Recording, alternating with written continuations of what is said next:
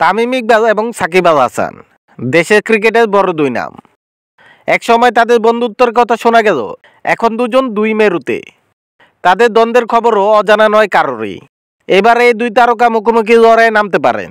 সম্প্রতি আন্তর্জাতিক ক্রিকেটকে বিদায় জানিয়েছেন তামিম ইকবাল, যদিও ঘরোয়া ক্রিকেটে এখনও খেলছেন।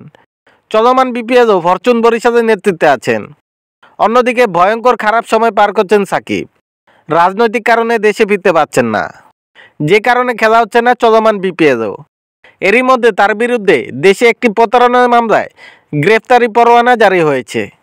এছাড়া বোলিং অ্যাকশনে আন্তর্জাতিক নিষেধাজ্ঞায় পড়েছেন। দুই ফর্মেট থেকে বিদায় নেওয়া সাকিবের ওয়ানডে ক্যারিয়ারটাও কার্যত শেষ বলা চলে, যে কারণে এই দুই ক্রিকেটারকে বাংলাদেশের জার্সিতে আর একত্রে দেখার সুযোগ নেই। অবশ্য এরপরও দেখা যেতে পারে তাদের। সাবেক ক্রিকেটারদের টুর্নামেন্টে রিজন 90-তে নাম লিখিয়েছেন তামিম। একই লিগে আগে দল পেয়েছেন সাকিবও। জাতীয় দলের সাবেক দুই তারকা লিগটিতে খেলবেন ভিন্ন দুই দলের হয়ে। তামিমকে দলে বেরিয়েছে বিগ বয়েস স্কোয়াড, আর সাকিব খেলবেন দুবাই জায়ান্টসের হয়ে। তামিম নিজে এ লিগে খেলার বিষয়টি নিশ্চিত করেছেন।